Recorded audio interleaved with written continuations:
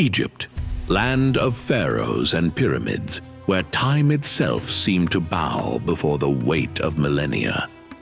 Yet by the mid-4th century BC, this once mighty civilization was a shadow of its former glory, its people yearning for a savior. From the north, a young king, barely out of his teens, swept across the known world, conquering all in his path. Alexander the Great. His eyes were set on the Persian Empire, and Egypt lay directly in his path.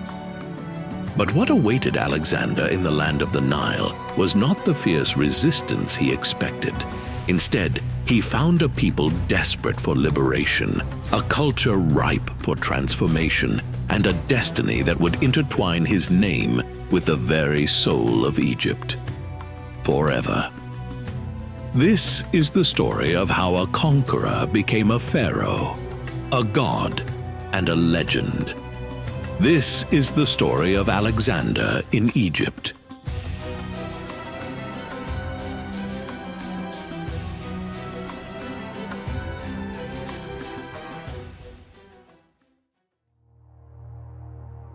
By the mid-4th century BC, Egypt was a land where time seemed to stand still. The ancient pyramids, like the step pyramid of Djoser at Saqqara, had watched over the desert sands for over 2 millennia. The legacies of pharaohs like Nefertiti, Akhenaten, and Tutankhamun were already 1,000 years old, their names whispers on the desert wind.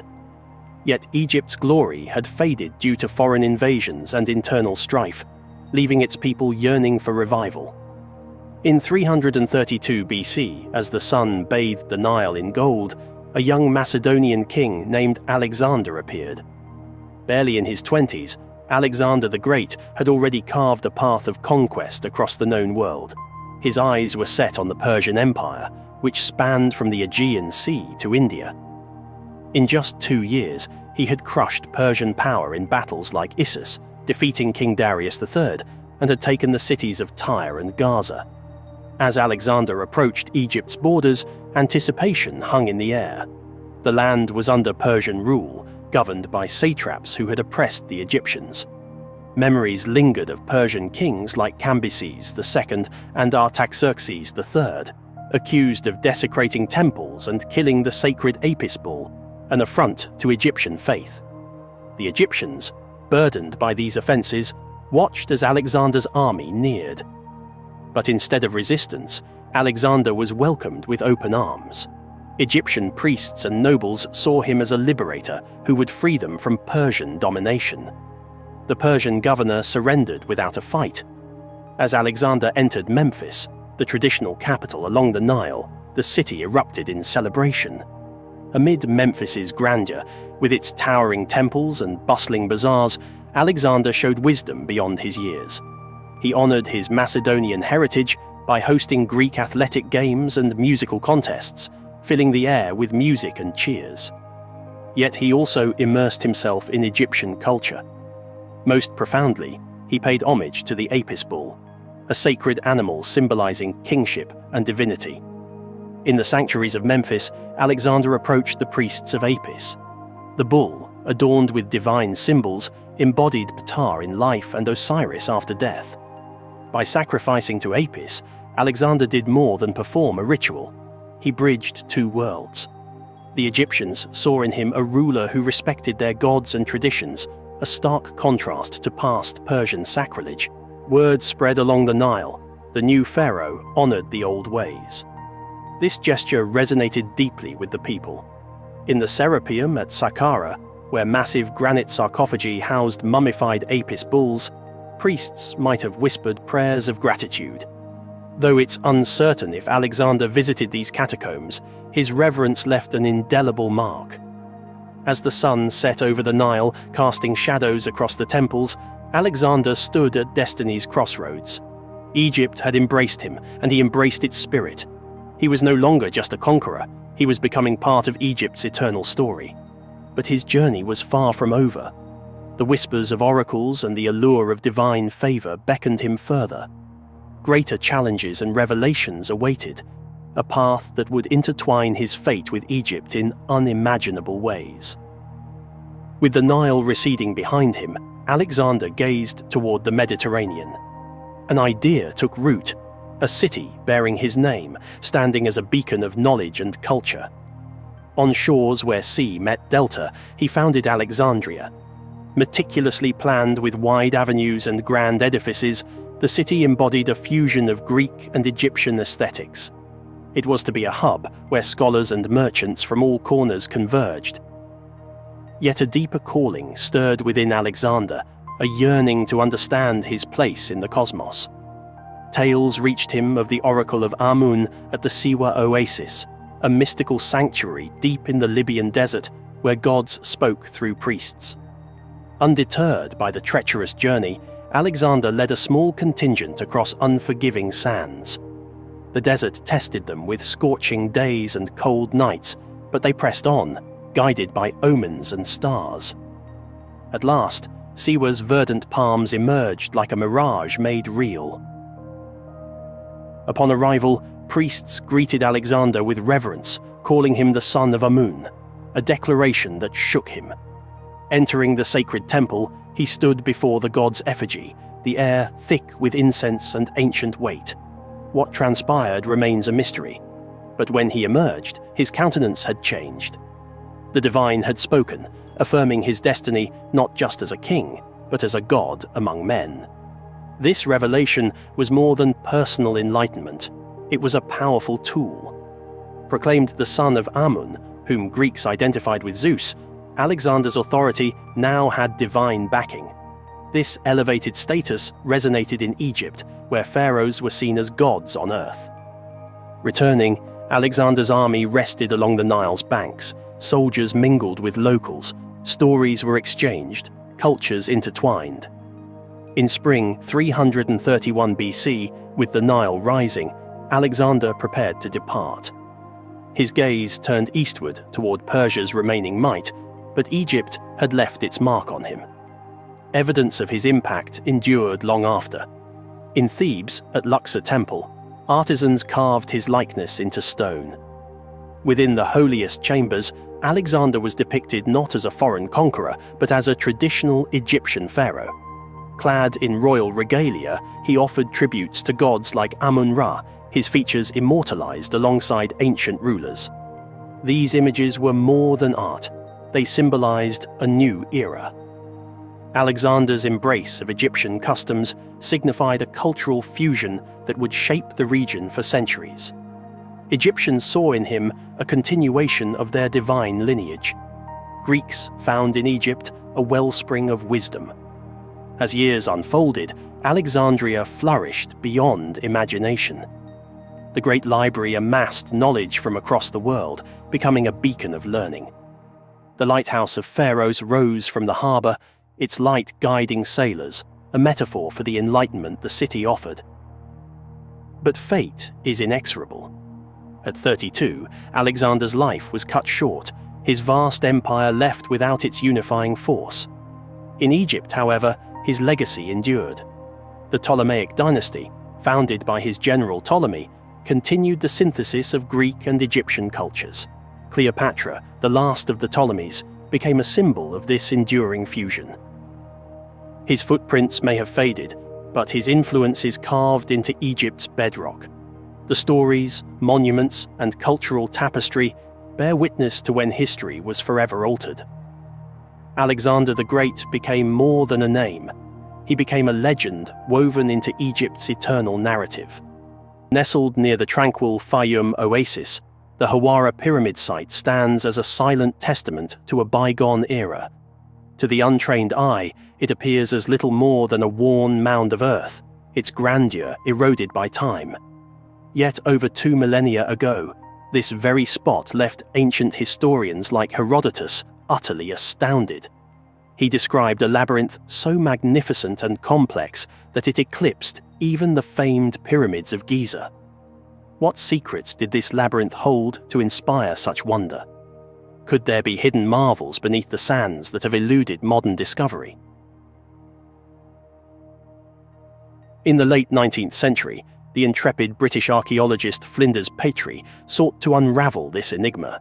His excavations led to the unearthing of two colossal seated statues, each hewn from hard quartzite sandstone and standing 18 meters tall, a tangible validation of Herodotus's accounts. But the true revelation lay within the dilapidated pyramid itself. Beneath its crumbling mud brick exterior, Petrie discovered a megalithic core exhibiting craftsmanship of extraordinary precision. Massive stone blocks were fitted so meticulously that not even a blade could slip between them. How did ancient builders, without the benefit of modern technology, achieve such an impeccable fit? Delving deeper, Petrie found that the pyramid's entrance defied convention. Located on the south side rather than the customary north, it led into descending passages flanked by ramps, perhaps designed for the movement of heavy cargo. Massive stone slabs, each weighing approximately 20 tons, functioned as trapdoors to seal off inner chambers. At the heart of the pyramid lay a central chamber carved from a single block of quartzite sandstone, weighing over 110 tons. Within rested a sarcophagus, devoid of any inscriptions or hieroglyphs, a curious anomaly for a royal tomb. Instead, Petrie found charred bones and remnants of burnt diorite. What events transpired here to warrant such elaborate construction and yet leave so few clues?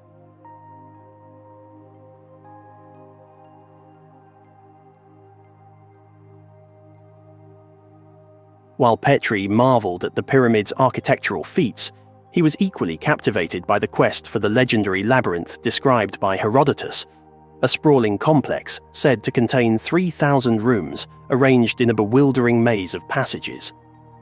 Though much of it had been dismantled over centuries, Petrie's excavations uncovered vast foundations that hinted at its former grandeur. In the 21st century, modern technologies like ground-penetrating radar and satellite imaging have revealed extensive networks of underground chambers and walls matching ancient descriptions. Yet despite these compelling findings, there has been resistance to further excavation. What might this reluctance signify? Could the labyrinth conceal secrets that challenge our understanding of ancient Egyptian civilization?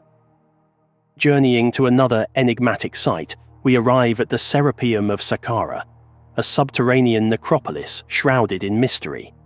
Hidden within its depths are enormous granite boxes, each carved from a single block and weighing up to 70 tons.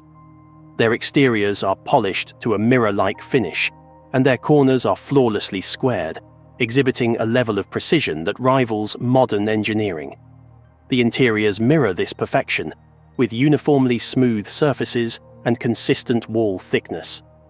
How could artisans over 3,000 years ago achieve such feats using only the rudimentary tools we believe they had? Granite is an exceptionally hard stone, difficult to carve even with today's technology.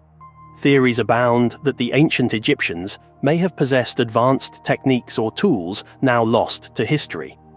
Marks resembling those made by high-speed drills and saws have been found on other granite artifacts, such as perfectly round tube drill holes and spiral grooves on cylindrical cores. Could these be evidence of machinery or methods far ahead of their time?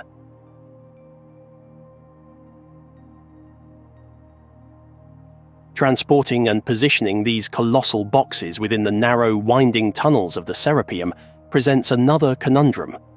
The lack of soot or torch marks suggests that these dark corridors were illuminated by means other than open flame. How did they move and place such massive objects with such precision in confined spaces, and what lighting methods did they employ? Traditionally, these boxes are considered to be sarcophagi for sacred Apis bulls, but the extraordinary effort and precision invested in their creation suggest a purpose far more significant. Some speculate they may have been part of an advanced energy system or served functions we have yet to comprehend. Are we glimpsing the remnants of a lost technology, one that challenges the conventional timeline of human advancement?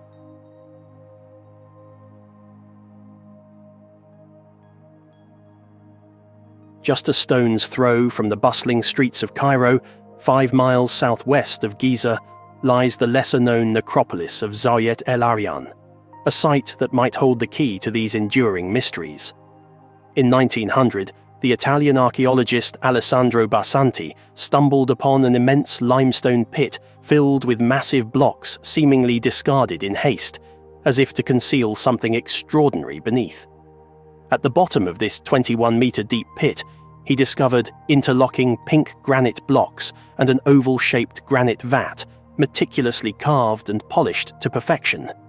Sealed with layers of lime and clay, the vat contained only a thin black residue along its walls when opened. What was the purpose of this enigmatic vessel, and why was it so carefully hidden? Barsanti was convinced he was on the brink of uncovering a subterranean complex of immense significance. However, his excavations were repeatedly thwarted, first by lack of funding and later by governmental restrictions. In the 1960s, the Egyptian government designated Zawayet el-Aryan as a military zone, effectively halting all archaeological exploration. Why was access to such a potentially significant site suddenly revoked? What could be buried beneath that necessitates such secrecy? Some researchers have proposed a radical theory connecting Zawayet el-Aryan to the Great Pyramid of Giza. The Great Pyramid, long thought to be a tomb for Pharaoh Khufu, lacks many of the typical features of a burial site. No mummies, treasures, or elaborate inscriptions have been found within. In the mid-20th century, engineers like Edward Kunkel and later John Cadman suggested that the pyramid might have functioned as a massive water pump or even as a generator, harnessing natural forces to produce energy. Could the intricate passages and chambers have been designed for purposes far more advanced than traditional archaeology suggests? If the Great Pyramid was indeed part of an ancient energy network, the structures at Zawayet el-Aryan might have played a complementary role.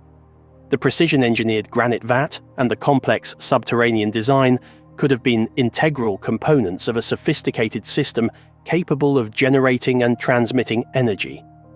Is it possible that the ancient Egyptians, or perhaps an even older civilization predating them, possessed advanced technological knowledge that has since been lost to time?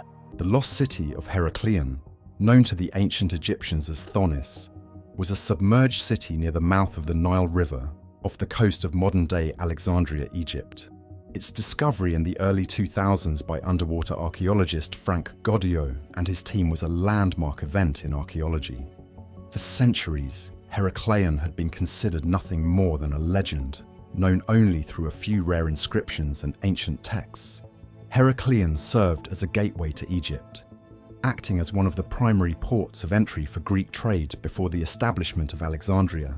This made it a bustling hub of commerce, culture, and religion. The city was also a center for the worship of the god Amun-Gereb, the supreme god of the Egyptians at the time. One of the most significant religious events held in Heracleion was the annual Mysteries of Osiris ceremony, which celebrated the resurrection of the god Osiris. Artifacts and inscriptions found underwater suggest that this ceremony involved a procession from the temple of Amun-Gereb in Heracleion to the temple of Amun in Canopus. The city's remains are located around 6.5 kilometers off the coast, submerged under 30 to 45 feet of water. The excavation revealed a vast treasure trove of artifacts, statues, and architectural wonders that provide invaluable insights into ancient Egyptian civilization and its interactions with the Greek world. One of the most remarkable finds was the discovery of giant statues, some over 5 meters tall, beautifully carved and incredibly well preserved in the silty bottom of the bay.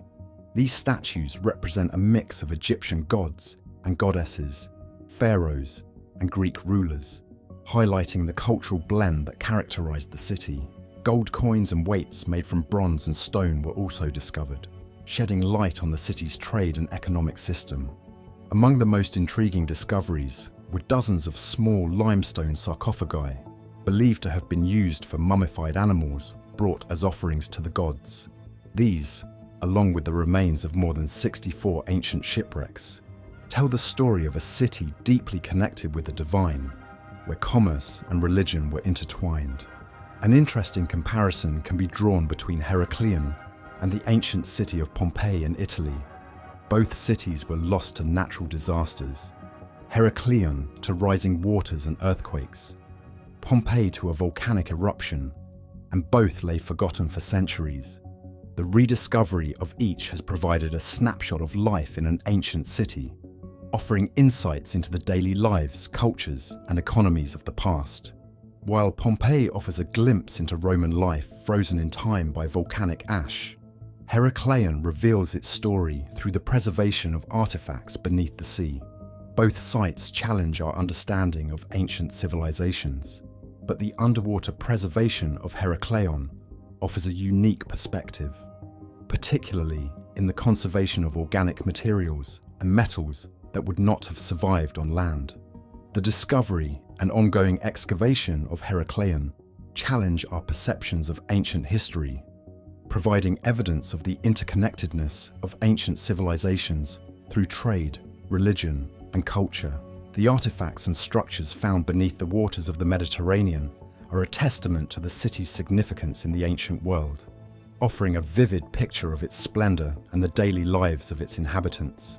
Cleopatra's palace in Alexandria, submerged beneath the waters of the eastern harbor near the modern city, is a site of immense archaeological and historical significance. This palace, part of the larger royal quarter of ancient Alexandria, was a center of political power, cultural achievement, and architectural grandeur during the reign of Cleopatra VII, the last active ruler of the Ptolemaic Kingdom of Egypt.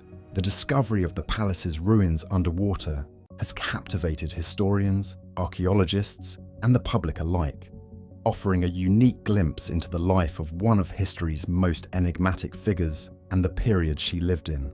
The underwater explorations have revealed a wealth of artifacts, including statues, coins, jewelry, and everyday objects that paint a vivid picture of life in Cleopatra's Alexandria. Among the most significant finds are the magnificent statues. Divers have uncovered numerous statues believed to have adorned the palace and the surrounding city. These include representations of Egyptian deities, members of the Ptolemaic dynasty, and possibly Cleopatra herself. Although identifying specific individuals can be challenging, the layout of the submerged buildings, including what are thought to be the palace's living quarters, ceremonial areas, and perhaps even the famous Pharos lighthouse, provides insight into the architectural styles and urban planning of the time.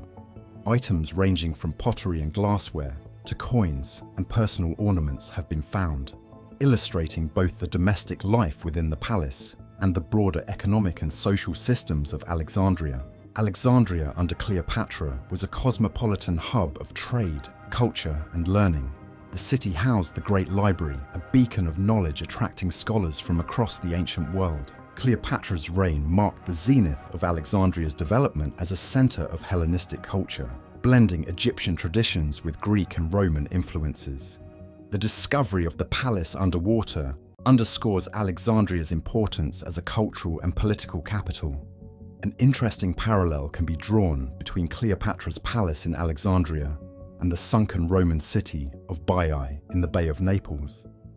Like Alexandria, Baiae was renowned for its opulent buildings, including villas, temples, and baths, many of which belonged to the wealthiest and most powerful figures of the Roman world. Both sites were lost to the sea due to natural disasters, Baiae to volcanic activity, and Alexandria to earthquakes and rising sea levels. The comparison highlights how both cities were centers of luxury and political power, reflecting the wealth and architectural taste of their respective civilizations. However, while Baiae offers insight into Roman elite leisure and architectural innovation, Cleopatra's palace in Alexandria provides a window into the last days of the Egyptian pharaohs and the Ptolemaic dynasty's efforts to blend Egyptian and Hellenistic cultures. The port of Alexandria, established by Alexander the Great in 331 BC, quickly became one of the world's most significant trade hubs and a beacon of cultural and intellectual achievement. Situated on the Mediterranean coast of Egypt, it connected trade routes from Europe, Asia, and Africa, making it a melting pot of cultures, ideas, and goods. The port's strategic and economic significance was unmatched in the ancient world, serving as the primary entry point for grain shipments from Egypt to Rome, a critical factor in Rome's imperial stability. One of the port's most iconic landmarks was the Pharos Lighthouse, one of the 7 wonders of the ancient world. Standing on the island of Pharos, it guided ships into the harbour with its towering light. Constructed in the 3rd century BC, it exemplified ancient engineering marvels and symbolised Alexandria's prosperity.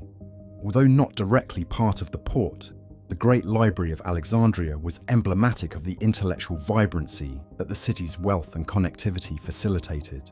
It attracted scholars, scientists, and philosophers from across the ancient world. The royal quarters and palaces around the port included magnificent structures and the Museion, a shrine of the Muses, which housed the famous library.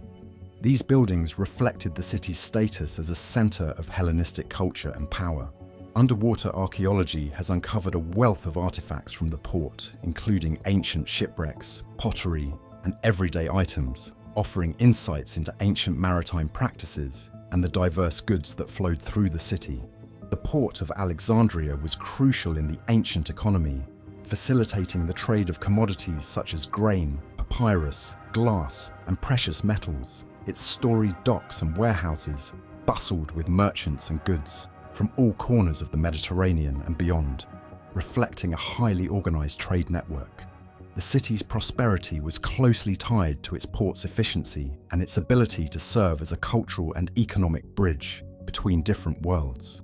Drawing a comparison, the port of Alexandria and the ancient Roman port of Ostia were both foundational to the economies of their respective empires, serving as vital nodes in the Mediterranean trade network.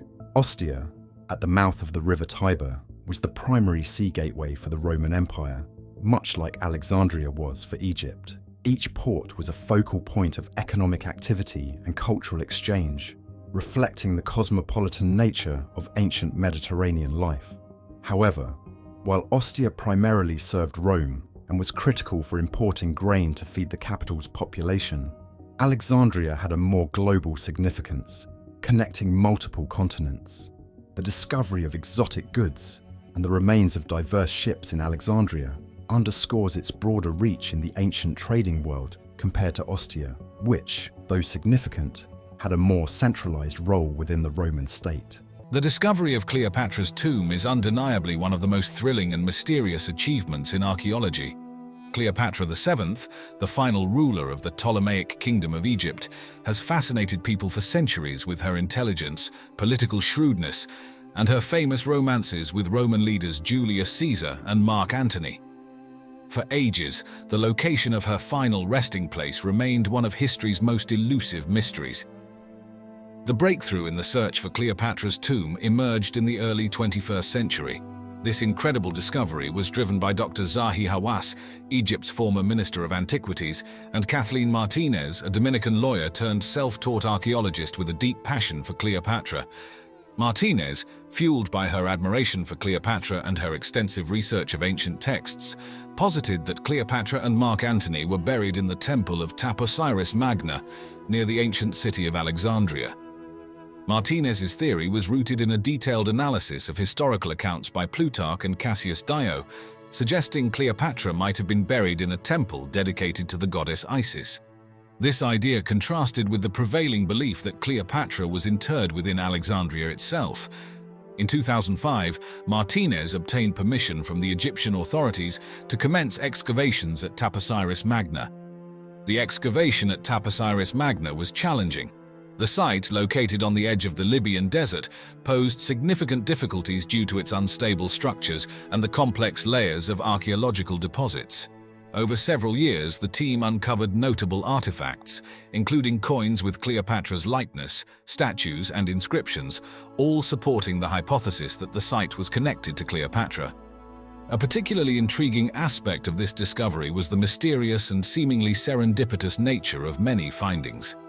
Key discoveries often coincided with unusual weather events like sudden sandstorms and unexpected rains, almost as if guiding the archaeologists to crucial areas. Some team members reported vivid dreams and visions of ancient rituals, which they interpreted as spiritual guidance. An especially fascinating discovery was a large, unfinished tunnel beneath the temple, leading to a series of chambers.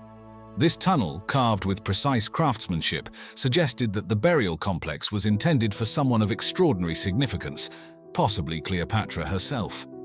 Inside these chambers, the team found a hidden room containing a collection of golden artifacts and inscriptions referring to a Queen of Kings, a title often linked to Cleopatra. The initial announcement of the discovery of Cleopatra's tomb attracted immense media attention and widespread public interest. Press conferences were held, documentaries were produced, and the artifacts were meticulously catalogued and preserved. Many of these artifacts, including statues, jewelry, and coins, were exhibited in museums worldwide, drawing millions of visitors eager to learn more about Cleopatra and her era. Following the discovery, Osiris Magna became a focal point for ongoing archaeological research. Scholars and historians collaborated to further investigate the surrounding area, uncovering additional structures and artifacts that offered more insights into the Ptolemaic period. The discovery also led to a re-evaluation of other potential burial sites across Egypt, prompting new excavations and yielding fresh historical data. The site itself transformed into a popular tourist destination, significantly boosting the local economy and fostering a deeper appreciation for Egypt's rich cultural heritage. Educational programs and public lectures spread the knowledge gained from the discovery, inspiring a new generation of archaeologists and historians. Cleopatra's tomb holds a treasure trove of unique and fascinating facts that shed light on her life and reign. One of the most remarkable aspects of Cleopatra was her linguistic prowess. She was fluent in several languages, including Egyptian, Greek, Latin, and possibly others, which allowed her to communicate effectively with various cultures and political leaders. This multilingual ability was a significant asset in her diplomatic engagements and helped her maintain strong political ties. Cleopatra's reign was characterized by a remarkable blend of Egyptian and Hellenistic cultures. She embraced Egyptian customs and religious practices, presenting herself as the reincarnation of the goddess Isis, while also maintaining strong connections to her Greek heritage. This cultural syncretism was reflected in the art, architecture, and religious ceremonies of her time, creating a unique and vibrant cultural landscape. The tomb at Osiris Magna, believed to be Cleopatra's final resting place, is a testament to her architectural vision. The complex features intricate carvings, hidden chambers, and sophisticated tunnels, highlighting the advanced engineering and architectural skills of the period. The tomb's design and construction reflect the grandeur and sophistication that Cleopatra likely envisioned for her eternal abode. The artifacts discovered within the tomb are rich with symbolism. Golden jewelry, statues, and inscriptions reflect Cleopatra's royal status, religious beliefs, and political ambitions. These artifacts offer a glimpse into her life, her reign, and her desire to be remembered as a divine ruler. The symbols and inscriptions provide valuable insights into how Cleopatra viewed herself and how she wanted to be perceived by future generations. The discovery of hidden chambers and tunnels within the tomb complex suggests that Cleopatra may have taken great care to ensure the security and sanctity of her final resting place. These hidden features indicate a sophisticated understanding of architecture and a deep respect for the afterlife. The hidden chambers and tunnels add an element of mystery and intrigue to the tomb, highlighting the lengths to which Cleopatra went to protect her legacy. The tomb complex at Osiris Magna is extensive, featuring a series of interconnected chambers and tunnels. The main burial chamber, believed to be the final resting place of Cleopatra, is adorned with intricate carvings and decorated with golden artifacts. The size of the tomb and its elaborate design indicate that it was intended for a person of significant importance, supporting the theory that it belongs to Cleopatra.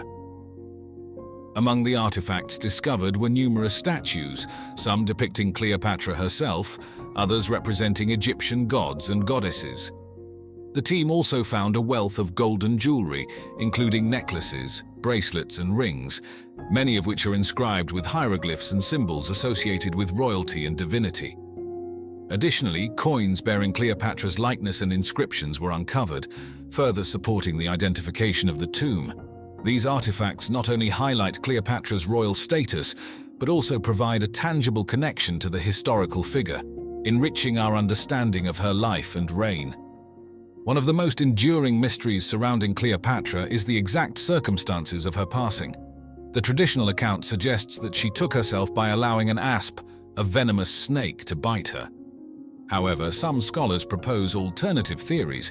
Another intriguing theory is that Cleopatra's relationship with Rome was more complex than commonly portrayed.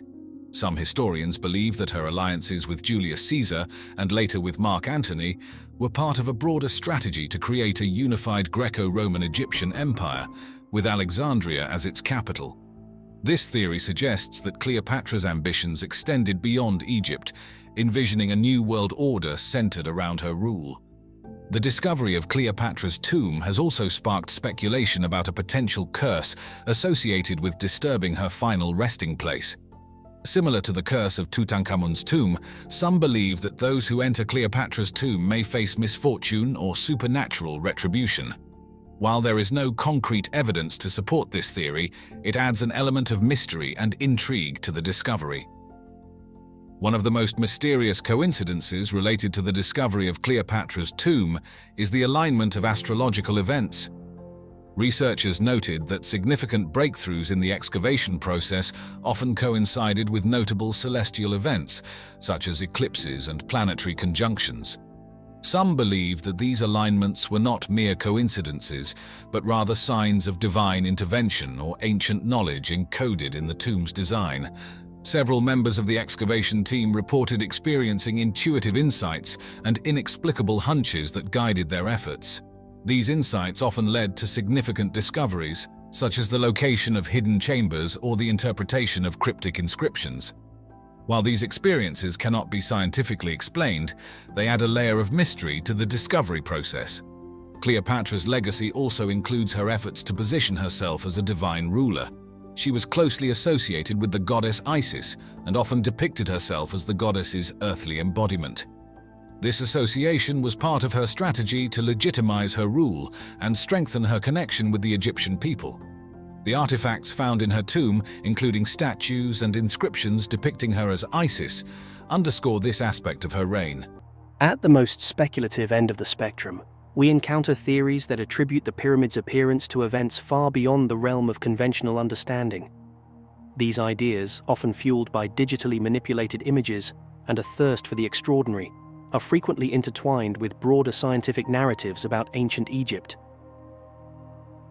But first, let's learn a bit more about the Pyramid of Senusret II, located at El Lahun, also referred to as Ilahun or Kahun, in the Fayum oasis of Egypt, stands as a testament to the power and ingenuity of the Middle Kingdom 2055 to 1650 BC.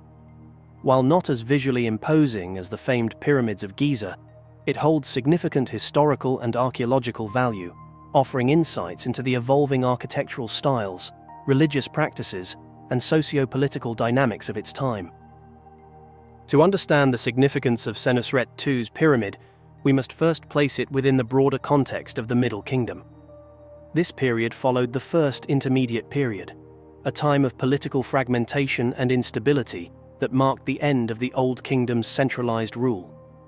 The reunification of Egypt under the 11th dynasty, based in Thebes, ushered in the Middle Kingdom. Some propose that the pyramid's melted look is the result of an attack by advanced weaponry wielded either by extraterrestrial visitors or a lost, technologically superior human civilization. This theory often intertwines with the ancient astronaut hypothesis, a fringe belief that posits extraterrestrials played a direct role in the development of human civilization, particularly in the construction of megalithic structures like the pyramids. Proponents of this theory often point to other ancient sites around the world, such as the Nazca Lines in Peru or the statues of Easter Island, claiming they provide further evidence of advanced, non-human engineering. This perspective gained popularity in the mid-20th century, particularly with the publication of Erich von Daniken's Chariots of the Gods, 1968, which, despite being widely criticized by academics for its lack of rigor and misinterpretation of evidence, captured the public imagination.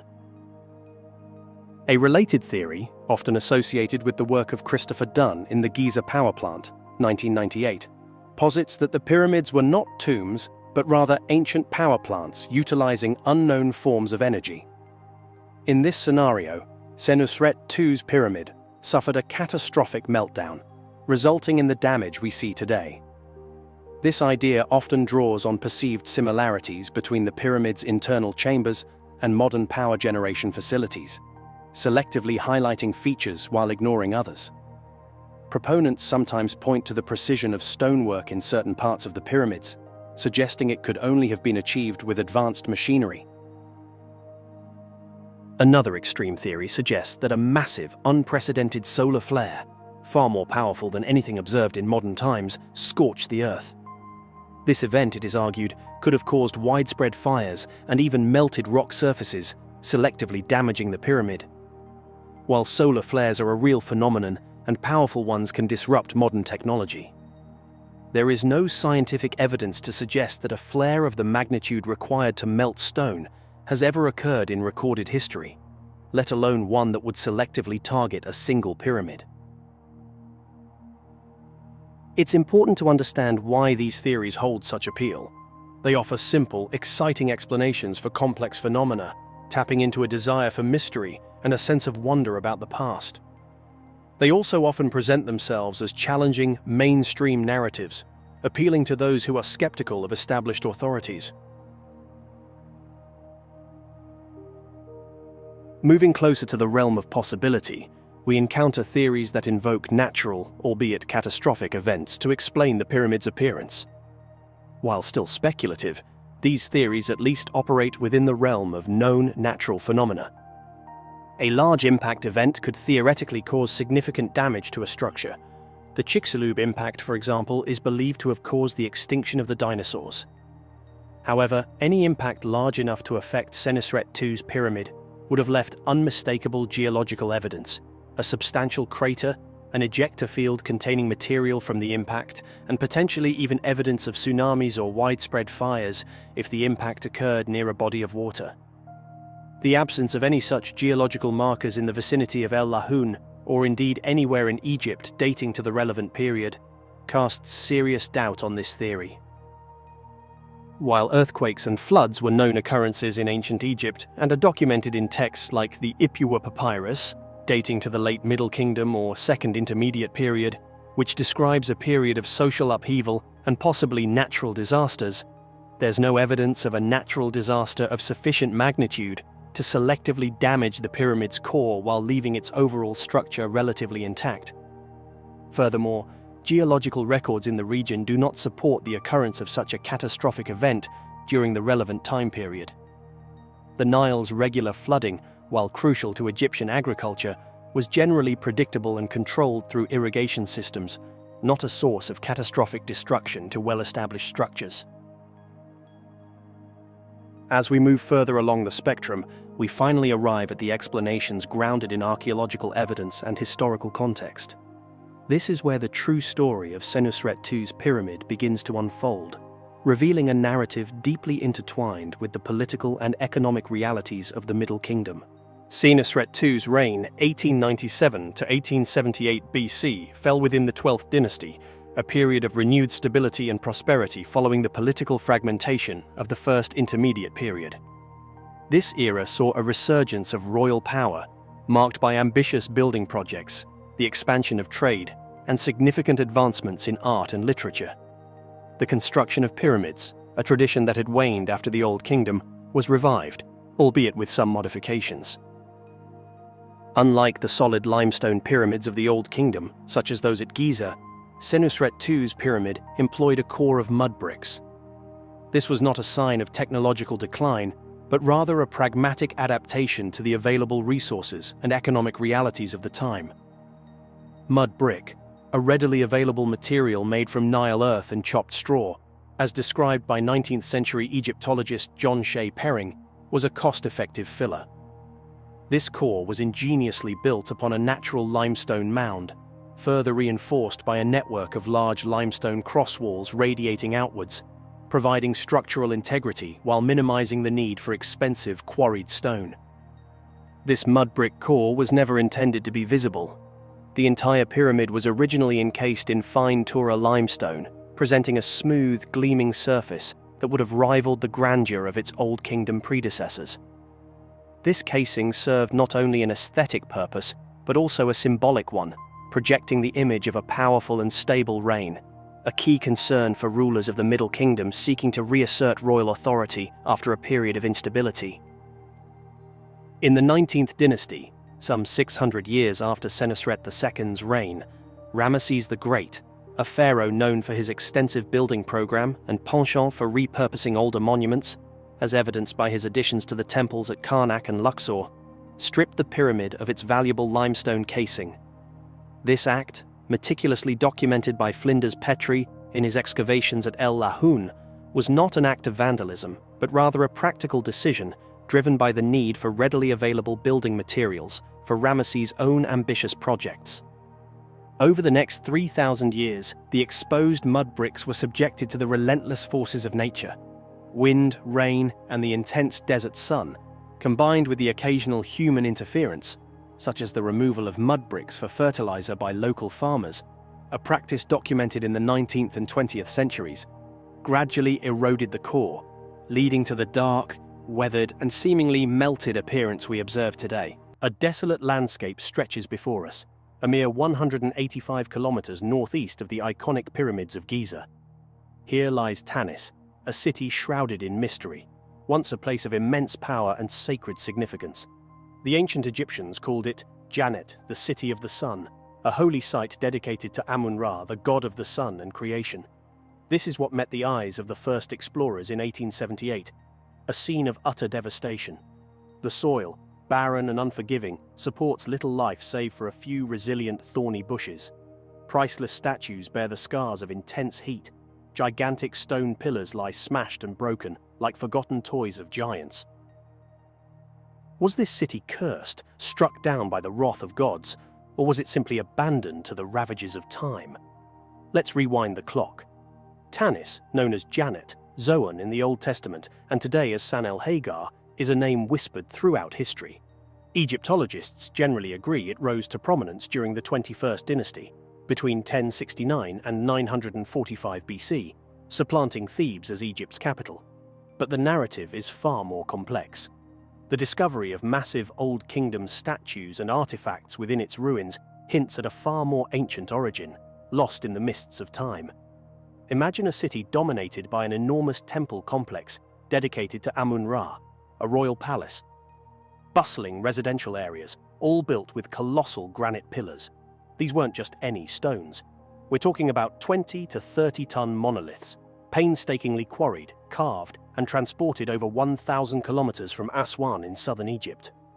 Even with today's technology, this would be a monumental undertaking. Tanis was no vulnerable settlement. Fortifications, including massive walls and gates, were erected to defend against invaders. Picture walls, 70 feet thick, soaring 50 feet high, constructed from over 20 million mud bricks, each one potentially adorned with hieroglyphs and reliefs, a testament to the city's grandeur. Sadly, only fragments of these walls remain, eroded by millennia of wind and sand. Beyond its spiritual and political importance, Tanis has yielded some truly staggering megalithic artifacts. Our understanding of this city partially stems from Napoleon Bonaparte's 1798 expedition. He claimed 2 pink granite sphinxes, now housed in the Louvre, silent witnesses to Tanis's past. Countless other massive granite statues and artifacts have been unearthed, gracing museums worldwide, while others remain in Tanis, now an open-air museum. But perhaps the most mind-boggling discovery is a colossal foot, unearthed by the renowned Flinders Petrie in the late 1800s. Based on his meticulous scalings and comparisons to other colossi, Petrie estimated the original statue to have stood a staggering 100 feet tall. This is double the height of the colossi of Memnon. How did a civilization using seemingly primitive tools, copper chisels and wooden rollers, carve, transport, and erect a statue weighing an estimated 1,500 tons? It's a feat comparable to building the Statue of Liberty. The mind reels at the sheer scale of this undertaking. In 1939, French Egyptologist Pierre Montet made a discovery that should have rivaled Howard Carter's find in the Valley of the Kings. He uncovered the royal tomb complex at Tanis, containing 3 intact burial chambers. The treasures within were breathtaking: golden masks, bracelets, tableware, necklaces, and ornate sarcophagi, all crafted with exquisite artistry. Had it not been for the outbreak of World War II, these treasures would undoubtedly be as famous as Tutankhamun's. Even today, Montet's discoveries at Tanis are relatively unknown, overshadowed by the more publicized finds. The exact cause of Tanis's decline remains a puzzle. The conventional narrative, favored by many Egyptologists, points to a shift in political power, with cities like Sais and eventually Alexandria rising to prominence. The changing course of the Nile is another factor. As the river shifted, it likely caused flooding and erosion, rendering the area less habitable. However, let's delve deeper. If the city was simply abandoned, wouldn't the inhabitants have taken their valuables? Why leave behind hoards of treasure? The photographs from the initial rediscovery of Tanis reveal a scene of almost biblical destruction. And perhaps there's a reason for that. Remember, Tanis is the biblical zone. In Ezekiel 30:14, the prophet foretells its doom. "I will lay waste to Upper Egypt, set fire to Zoan, and inflict punishment on Thebes." Could this be a clue? Egypt's fertile lands and strategic location have made it a battleground for millennia. Alexander the Great, the Sasanian Persians, and the Crusaders all marched through this region, leaving their mark. Could fierce battles have contributed to Tanis's destruction? Earthquakes too have plagued Egypt throughout history. While they could explain some of the damage, they don't account for the scorch marks found on many artifacts. Look closely at this statue. The right side of its face shows clear signs of intense heat. Granite requires temperatures exceeding 1,200 degrees Celsius to exhibit such damage. Was this divine retribution, a lightning strike, a meteor airburst, or the result of a more earthly weapon?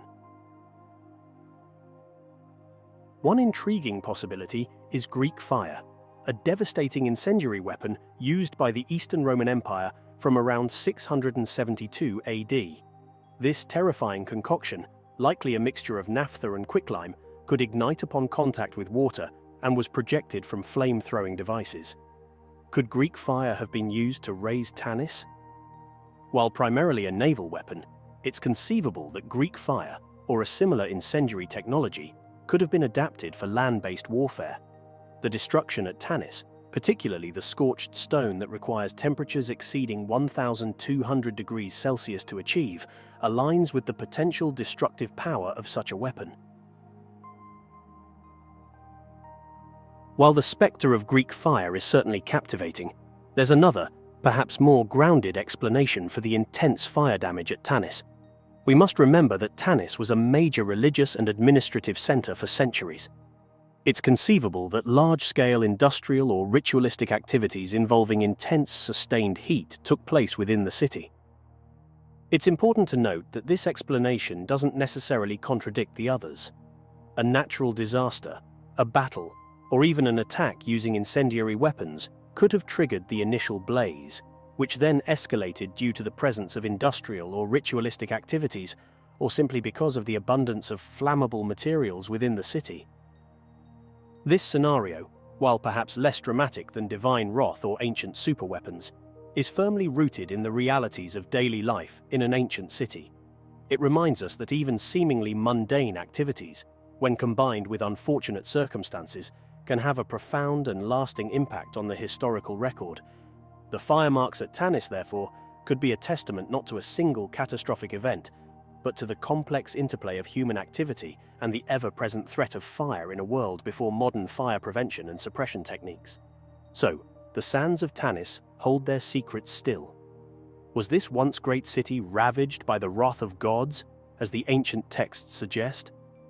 The story of Tanis is a reminder that the past is never truly gone. It lingers, buried beneath the sands, waiting to be rediscovered, reinterpreted, and perhaps to teach us lessons that resonate even in our own time. Located to the south of the Giza Pyramid complex, the Kromer Dump is a crescent-shaped accumulation of ancient debris, a seemingly mundane collection of discarded materials. First excavated in the 1970s by the Austrian archaeologist Karl Kromer and later re-examined in 2018 by the Ancient Egypt Research Associates under the direction of Dr. Mark Lehner, the dump has been traditionally viewed through the lens of the Fourth Dynasty. The AERA's 2018 findings, for instance, led them to characterize it as a Fourth Dynasty demolition and trash heap, with materials consistent with a demolished royal rest house or small palace dating back to the reign of Khafre, builder of the Second Pyramid. This interpretation aligns with the prevailing understanding of Giza as a necropolis primarily developed during the Fourth Dynasty. However, Kromer's original findings, meticulously detailed in his extensive 1978 publication, Settlement Finds from the Early Old Kingdom in Giza, Austrian Excavations 1971 to 1975, paint a far more nuanced and intriguing picture. While acknowledging the undeniable presence of Fourth Dynasty materials, Kromer also identified a significant number of artifacts that he dated to the First, Second, and Third Dynasties of the early dynastic period. Even more provocatively, he believed some artifacts even hinted at pre-dynastic activity on the plateau, predating the unification of Egypt under Narmer, also known as Menes. This raises a fundamental question that challenges the conventional narrative. Was the Kromer Dump merely a convenient disposal site for the Fourth Dynasty builders? Or was it a repository for materials from a much older settlement, a vibrant community that thrived on the Giza Plateau long before the pyramids were conceived? In his 1972 preliminary report, Kromer put forward a bold and, at the time, radical hypothesis. Based on his initial findings, he proposed that an extensive settlement existed on the site of the Giza Plateau, flourishing from the First Dynasty through to the Third Dynasty. He postulated that at the beginning of the Fourth Dynasty, this settlement was deliberately demolished to make way for the construction of the royal necropolis, a grand project that would forever transform the landscape. This interpretation directly challenges the long-held view of Giza as a relatively vacant landscape before the Fourth Dynasty, suggesting instead that it was a site of significant human activity for centuries prior. If Kromer's hypothesis is correct, it would necessitate a fundamental reassessment of Giza's early history and the motivations behind the choice of this location for the royal cemetery. Kromer's claims were not based on mere speculation, but on a careful analysis of the artifacts unearthed from the dump. Let's delve deeper into the key pieces of evidence that support his hypothesis. Pottery, a ubiquitous find in archaeological contexts, often serves as a crucial indicator of chronology and cultural affiliation. Kromer identified numerous pottery shards within the dump that exhibited decorative scratch marks, reminiscent of styles associated with both the pre-dynastic Naqada II culture, 3500 to 3200 BCE, and the early dynastic cultures of Lower Egypt. The presence of these distinct pottery styles suggests that the Giza settlement may have had connections to, or was even inhabited by people from these earlier periods. Perhaps the most compelling and chronologically significant evidence comes from the clay ceilings found within the dump. Clay ceilings were used in ancient Egypt to secure containers, doors, and documents, often bearing impressions of cylinder seals or stamps that identified the owner, official, or institution responsible. Kromer discovered several clay ceilings depicting animal figures, hieroglyphic symbols, and geometric patterns. Based on stylistic comparisons with ceilings from other sites, he confidently dated a number of these ceilings to the Thinite period, a term used to describe the early dynastic period, dynasties 1 and 2, when the city of Tanis, near Abydos, served as the capital. In addition to pottery and ceilings, Kromer also uncovered a variety of stone tools, including fishing hooks, blades, and triangular scrapers. While these types of tools are not always definitively datable, as their forms can persist for long periods, their presence is consistent with pre-dynastic and early dynastic technologies. Their context within the dump, alongside the pottery and ceilings, strengthens the possibility of their earlier origins. Furthermore, The discovery of faience tiles within the dump adds another layer to the argument. Faience, a glazed ceramic material, was often used in royal and elite contexts. Kromer noted the similarity of these tiles to those found in the southern tomb of Djoser, the first pyramid builder of the Third Dynasty, located at Saqqara. This similarity suggests that structures of some significance, possibly even royal or administrative buildings, may have existed at Giza prior to the Fourth Dynasty. One of the most intriguing and debated finds from the Kromer Dump is a small 3.6 centimeter long mud statuette of a sphinx. Unearthed in Trench F, alongside the crucial early dynastic clay ceilings, this object, according to Kromer, could potentially be the oldest sphinx statuette ever discovered in Egypt. However, it deviates significantly from the standard iconography of later sphinx representations, sparking considerable debate about its date and meaning. The statuette's most striking feature is its lack of the iconic pharaonic Nemes headdress, the striped headcloth worn by royalty. Instead, it sports a meticulously detailed hairstyle with individual curls arranged in concentric circles. This unusual feature immediately sets it apart from the vast majority of known Sphinx statues, which almost invariably depict the royal headdress. Kromer, who firmly believed that the Great Sphinx of Giza was a creation of Khafre, tentatively dated the statuette to the same Fourth Dynasty reign. However, he acknowledged the stylistic peculiarities. The absence of the royal headdress, the crudeness of the carving, although the hair is remarkably detailed, and the unusual posture of the lion's body all raise questions about this attribution.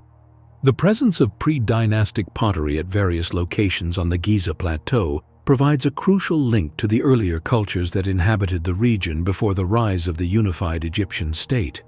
The Ma'adi culture, a significant pre-dynastic culture that flourished in Lower Egypt from around 4000 to 3200 BCE, is of particular interest. Archaeological evidence, primarily in the form of pottery, confirms that the Ma'adi people had a presence at Giza. While the extent and nature of their occupation remain largely unknown, the Kromer Dump, with its potentially pre-dynastic artifacts, offers a tantalizing glimpse into this earlier period. It raises the possibility that Giza was not merely a vacant landscape chosen for its strategic location by the Fourth Dynasty kings, but rather a site with a long and complex history, a place that may have held significance for the Ma'adi people and their predecessors.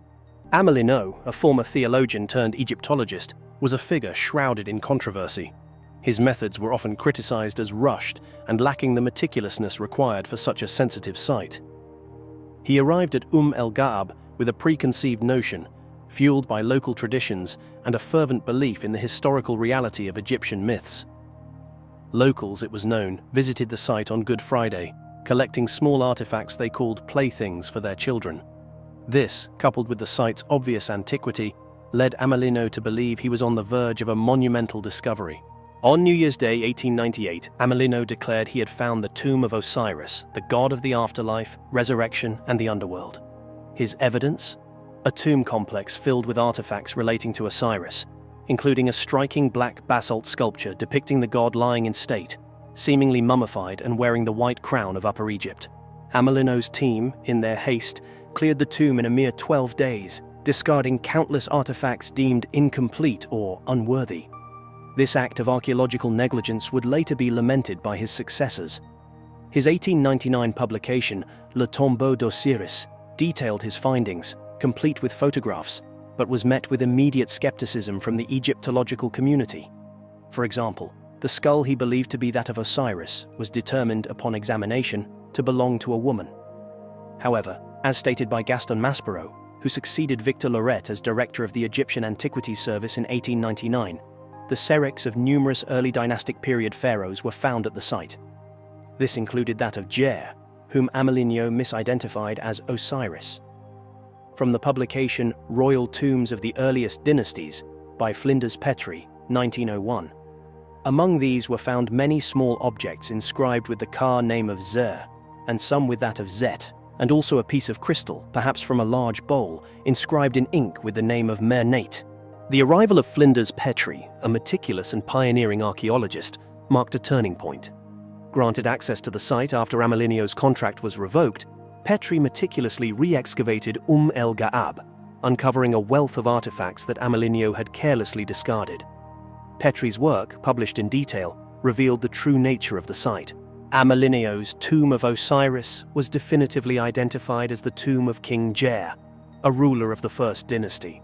The tomb of Horus and Set was likewise reassigned to King Kasekemwi of the Second Dynasty. The basalt Osiris bed, a masterpiece of craftsmanship, was dated to the 13th dynasty, centuries after Jer's reign. Further to this, the name of King Kenjer was found inscribed on the side. As stated in his publication, Abydos, Part 2, by Flinders Petrie, 1903, the name of the king was written in the usual signs, Nefer Ab, Ra, Ka User, within a cartouche, and following this was Suten Rech, showing it to belong to a king hitherto unknown. Fortunately for history, Gaston Maspero, the new director of the Egyptian Antiquities Service, recognized the need for a more rigorous approach. Amalino's exclusive contract was overturned, and Petrie was finally granted access to the site in 1899. Petrie's team painstakingly re-excavated el-Ga'ab, meticulously documenting every find, no matter how small or fragmented. His work revealed the appalling extent of Amalineo's negligence. A wealth of artifacts, including an arm still adorned with gold and turquoise jewelry, had been overlooked and discarded. Petrie's meticulous approach yielded a far more accurate understanding of the site's true nature. Petrie's publications, The Royal Tombs of the First Dynasty and The Royal Tombs of the Earliest Dynasties, along with Abydos, Part 2, systematically dismantled Amalineo's claims. The Tomb of Osiris was definitively identified as the tomb of King Jer, a powerful ruler of the First Dynasty. The supposed tomb of Horus and Set was correctly attributed to King Kasekemwi, a prominent figure of the Second Dynasty. While Amalino's initial interpretation was demonstrably false, his work inadvertently shed light on a fascinating transformation that occurred at el-Ga'ab during the Middle Kingdom 2055 to 1650 BCE. Jer's tomb, though originally built for a First Dynasty king, was repurposed and reimagined as a focal point for the worship of Osiris. This transformation is supported by a wealth of archaeological evidence. Numerous dedications to Osiris, dating from the 11th to the 13th dynasties, have been discovered at the site. Stelae, inscribed with prayers and offerings, were erected, marking the area as sacred ground. A grand staircase, the very one that Amalineo had misinterpreted as the staircase of the great god, was constructed during the 13th dynasty, further enhancing the processional nature of the site. The site's importance as a center for Osirian worship intensified during the Second Intermediate Period 1650 to 1550 BCE and continued into the Late Period, c. 664 to 332 BCE. Even during the period of Persian rule, and later into the Roman era, evidence suggests that offerings continued to be made at the site, a testament to the enduring power of the Osiris cult. Evidence of the importance of the site to pilgrims is written in Papyrus Bulaq 18, dating to the reign of Sobekotep II, where it states, His Majesty commanded that offerings be made to the gods of Abydos at every feast and to Osiris at every festival.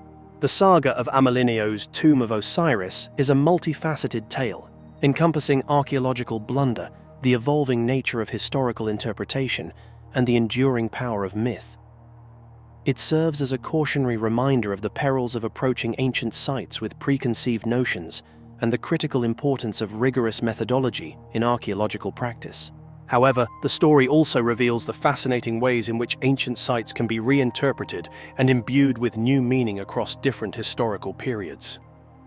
el-Ga'ab, though initially misidentified, remains a site of immense historical and religious significance. Its sands continue to whisper tales of Egypt's earliest rulers, the enduring allure of the Osiris myth, and the complex, ever-shifting tapestry of belief, ritual, and power that shaped one of the world's most captivating civilizations. The Mother of Pots continues to yield its secrets, reminding us that the past is not a static entity, but a constantly evolving narrative, shaped by both the tangible remnants of antiquity and the interpretations we impose upon them. The artifacts and inscriptions recovered from beneath the waters tell tales of this grand city.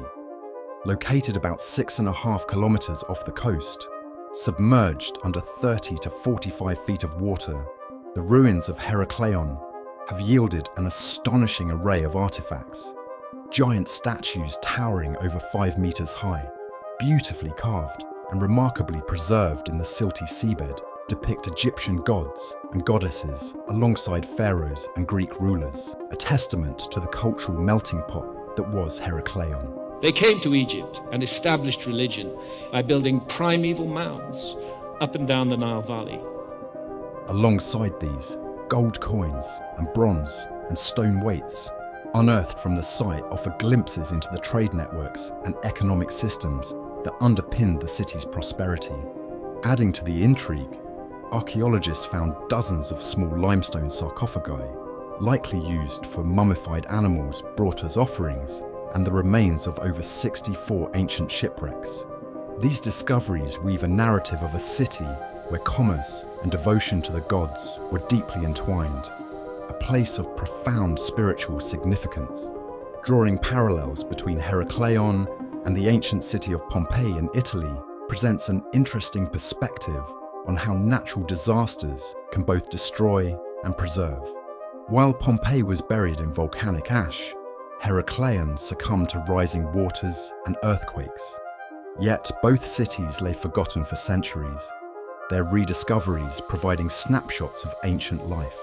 Pompeii offers a view of Roman life captured in ash, whereas Heracleion's story is told through artifacts preserved under the sea, offering unique insights into ancient Egyptian civilization. The ongoing exploration of Heracleion challenges our understanding of ancient history, shedding light on the interconnectedness of ancient civilizations. The city's artifacts and structures, now emerging from the depths, serve as a potent reminder of the fleeting nature of human achievements and the intricate tapestry of human history. Now moving on to another discovery.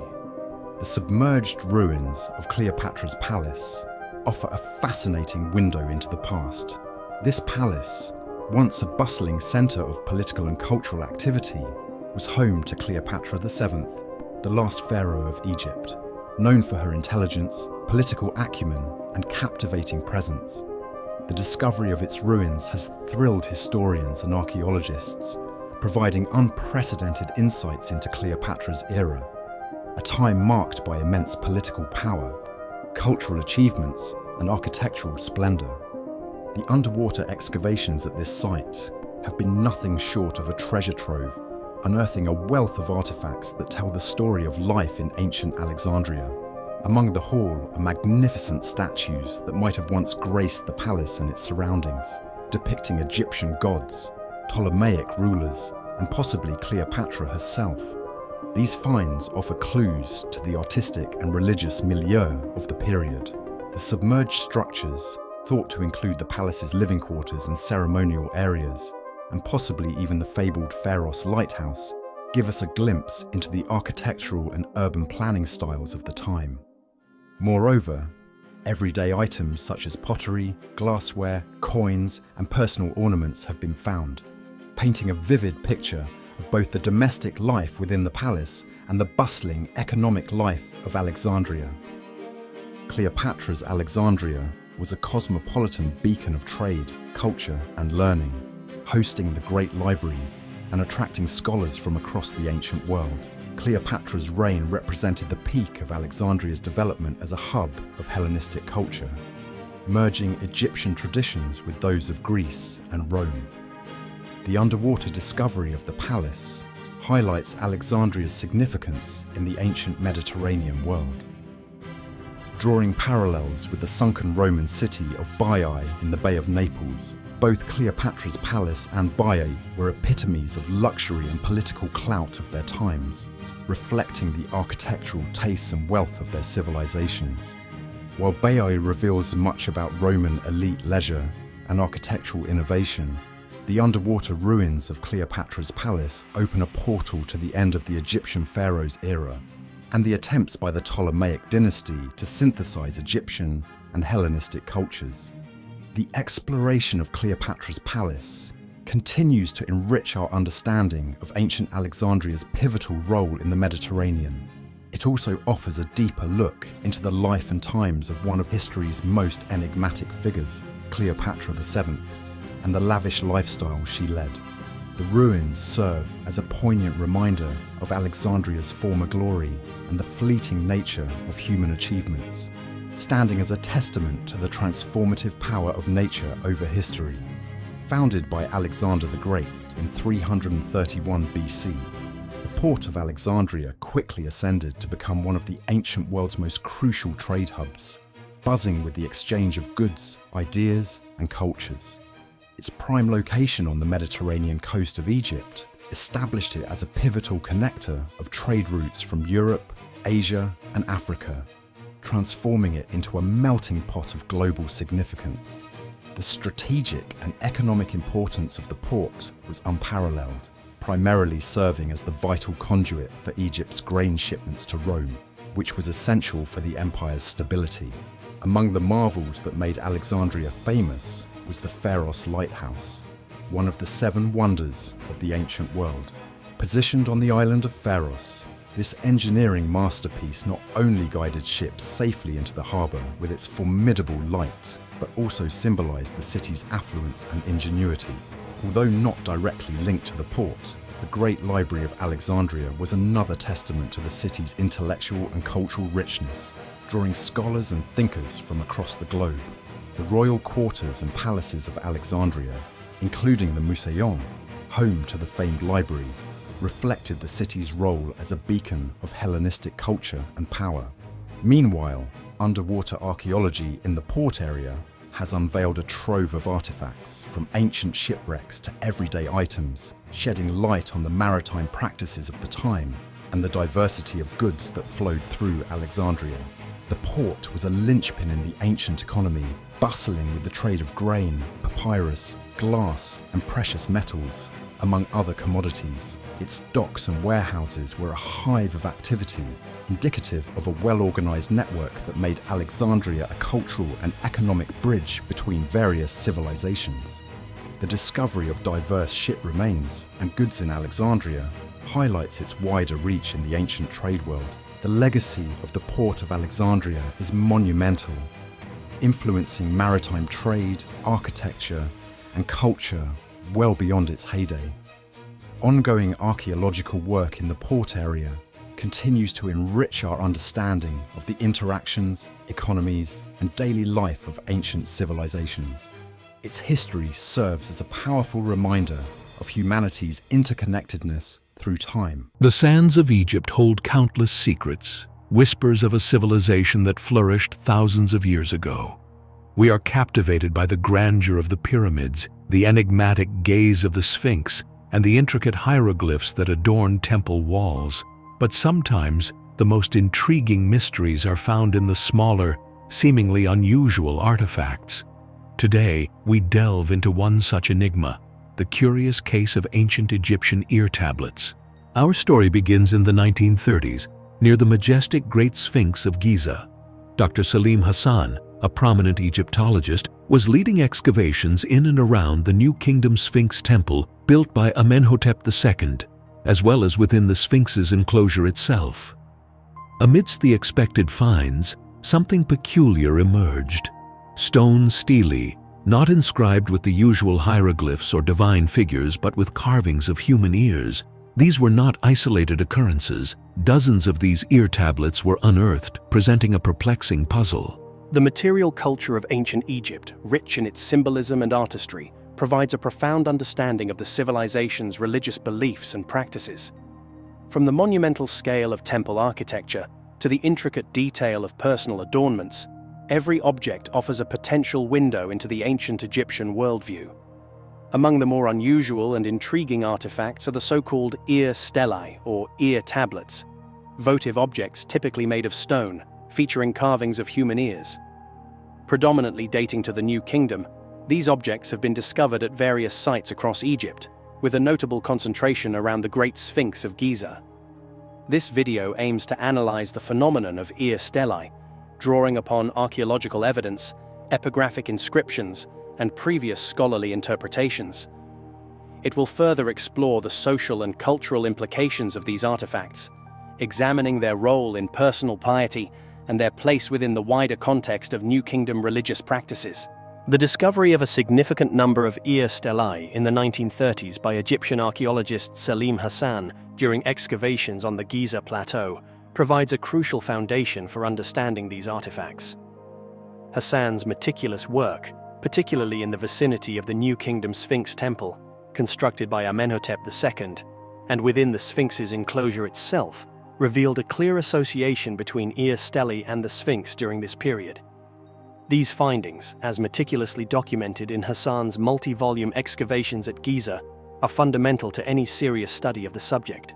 Ear stelae exhibit a fascinating range of iconographic variations, reflecting the diversity of artistic expression and potentially different levels of patronage. Some stelae feature a single, large, and prominently carved ear, while others depict multiple ears, sometimes numbering in the dozens, arranged in rows or clusters.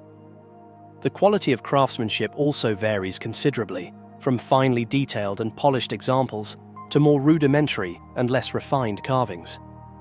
This variation might suggest production by both skilled artisans, perhaps attached to temple workshops, and individuals of lesser means, possibly creating their own votive offerings. The stelae are often inscribed with a dedicatory formula, typically beginning with the phrase "made by," followed by the name and sometimes the title of the dedicator. This formulaic phrase is common on New Kingdom votive objects and provides valuable information about the individuals who commissioned and dedicated these stelae. For example, a finely crafted stele found in the vicinity of the Sphinx, featuring two well-defined ears and a depiction of Horemakhet in the form of a hawk, bears the inscription "Made by Hui." Another, discovered nearby and possibly the largest ear stele ever found, features a single imposing ear alongside a smaller figure of a deity perched on a pedestal. This stele is inscribed "Made by May." This May is likely the same individual documented in inscriptions found on the cliffs near the Khafre Pyramid. These inscriptions identify him as an overseer of works under Ramesses the Great, responsible for quarrying stone from the Khafre Pyramid complex for the construction of a new sun temple at Heliopolis. The fact that a high-ranking official like May, involved in major royal building projects, also dedicated an ear stele to the Sphinx, underscores the potential social range of individuals who participated in this practice, extending from high officials to, as suggested by the simpler stele, commoners. The prevailing interpretation of ear stelae, advanced by pioneering Egyptologists like Flinders Petrie and Selim Hassan, posits that these objects served as intermediaries in facilitating communication between worshippers and the divine. The carved ears were believed to act as conduits or receptors for prayers, ensuring that the devotees' petitions reached the intended deity. This interpretation aligns with the broader ancient Egyptian concept of divine accessibility through intermediaries, a concept well documented in the use of statues, divine images, and other cult objects that served as focal points for worship and communication with the gods. Petrie, in his seminal work Religious Life in Ancient Egypt, specifically connected the imagery of ears on these stelae to the act of hearing prayers, suggesting a direct and literal interpretation of the iconography. Hassan, in his excavation reports, further developed this idea, proposing that the ears served as symbolic substitutes for the actual ears of the god, effectively creating a direct channel for auditory communication. The presence of multiple ears on some stelae has prompted various hypotheses and scholarly debates. Wilhelm Spiegelberg, in his early 20th century studies, notably in the Zeitschrift für Ägyptische Sprache und Altertumskunde, proposed a connection to a deity with 77 ears and 77 eyes, suggesting a being of extraordinary sensory perception. While direct textual evidence for such a specific deity remains elusive, an inscription at the Temple of Khnum at Esna describes this creator god as having 77 eyes and 77 ears, lending some credence to the idea of deities with heightened or multiplied sensory capabilities. Alternative and perhaps more pragmatic explanations for the multiple ears include the representation of multiple prayers or petitions being offered simultaneously. Each ear could symbolize a separate prayer, either from the same individual or from multiple individuals, such as a family or a community. Another possibility is that the multiple ears served as a kind of fail-safe mechanism, ensuring that the message would reach the god even if some of the ears were damaged or defaced, a practical consideration given the potential for wear and tear on objects placed in open-air sanctuaries. The significant concentration of ear stelae discovered in the immediate vicinity of the Great Sphinx is of particular importance and cannot be overlooked. During the New Kingdom, the Sphinx experienced a dramatic revival in religious importance. It became identified as Horem-Akhet, meaning Horus in the horizon, a powerful solar deity associated with kingship and divine protection. The pharaohs of the 18th and 19th dynasties, including Thutmose IV, Amenhotep II, Tutankhamun, and Ramesses the Great, actively promoted the cult of the Sphinx. They undertook extensive renovations of the Sphinx enclosure, constructed new temples dedicated to Horem-Akhet, and erected royal stelae within the sacred precinct. The famous Dream Stele of Thutmose IV, for example, narrates a divine encounter with Horem-Akhet, who promised the throne to the young prince in exchange for clearing the sand that had encroached upon the Sphinx. This royal patronage elevated the Sphinx to a position of national religious prominence. The ear stelae of New Kingdom Egypt offer a unique and intriguing glimpse into the religious landscape of the period. These artifacts, with their distinctive iconography and inscriptions, provide tangible evidence of a specific form of votive practice, centered on the concept of auditory communication with the divine. While the precise details of the rituals associated with ear stelae remain open to interpretation, their connection to prominent deities like Horem-Akhet and Ptah, as well as their widespread geographical distribution, underscore their significance within the broader context of New Kingdom religious beliefs and practices. The ancient underwater city of Alexandria, located at the mouth of the Nile River in Egypt, is a treasure trove of archaeological wonders and historical insights. Founded by Alexander the Great in 331 BCE, it quickly rose to become the cultural and economic hub of the ancient world. However, parts of this legendary city succumbed to the sea due to earthquakes and tsunamis over centuries. Diving into the depths of the Mediterranean, Frank Goddio and his team's exploration of Alexandria's underwater ruins stands as a testament to human curiosity and technological prowess. The discovery of this ancient city submerged beneath the sea intertwines the grand narratives of history, technology, and myth, offering a window into one of antiquity's greatest civilizations. The use of state-of-the-art technology, including submersible robots and sophisticated sonar mapping, marks a significant evolution in underwater archaeology, reminiscent of the groundbreaking exploration of the Titanic wreck. Yet, while the Titanic's discovery opened the deep sea to archaeologists, Goddio's project breathed life back into ancient urban landscapes, showcasing the advancements in archaeological methods. The preservation of artifacts and structures found underwater presents unique challenges, starkly contrasting with those encountered in the preservation of the Dead Sea Scrolls.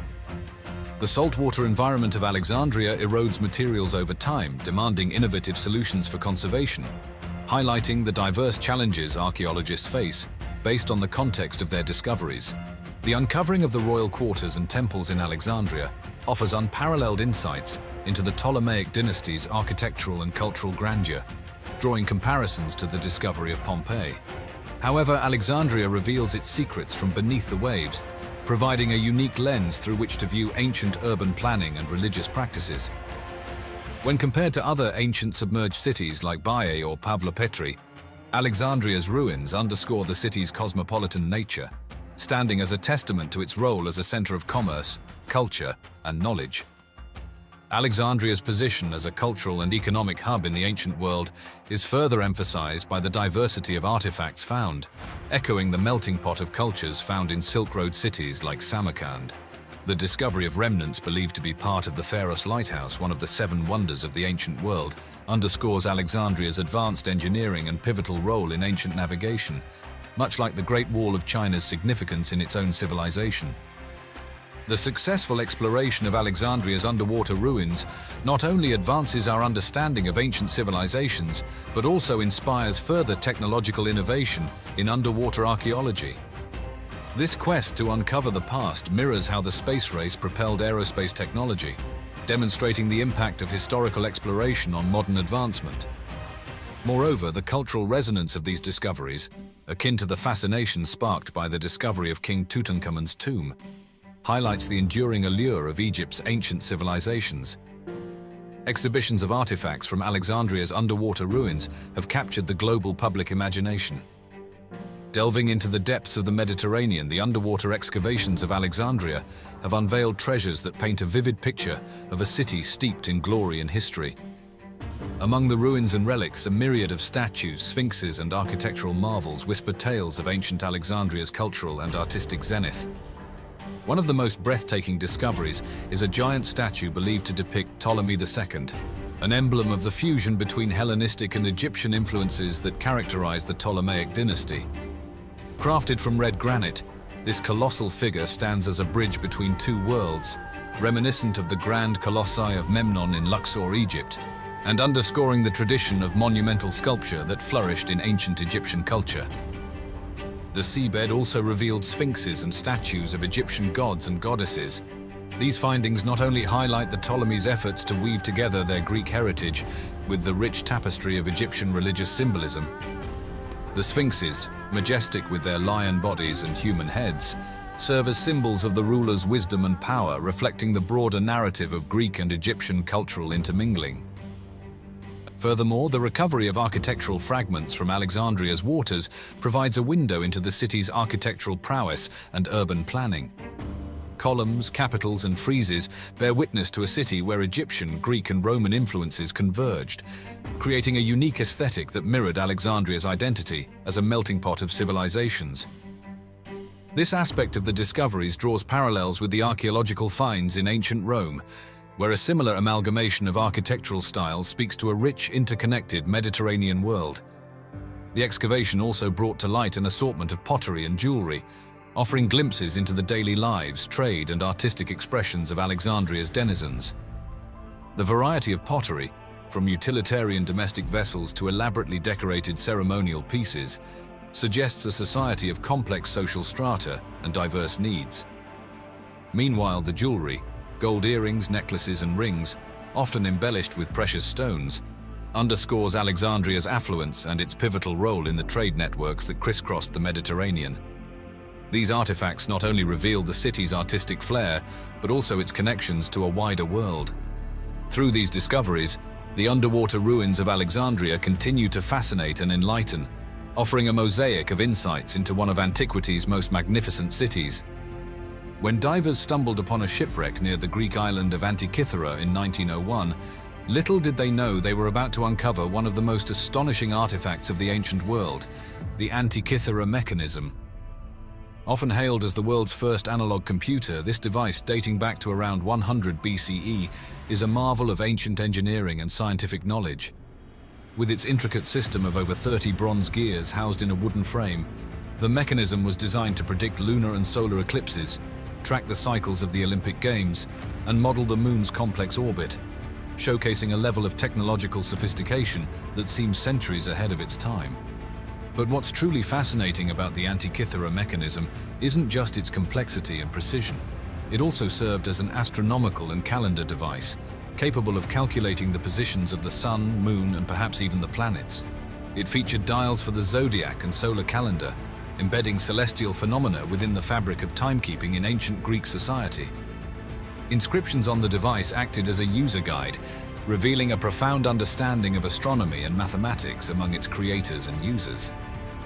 While the origins of this extraordinary artifact remain speculative, many believe its connection to Alexandria isn't far-fetched.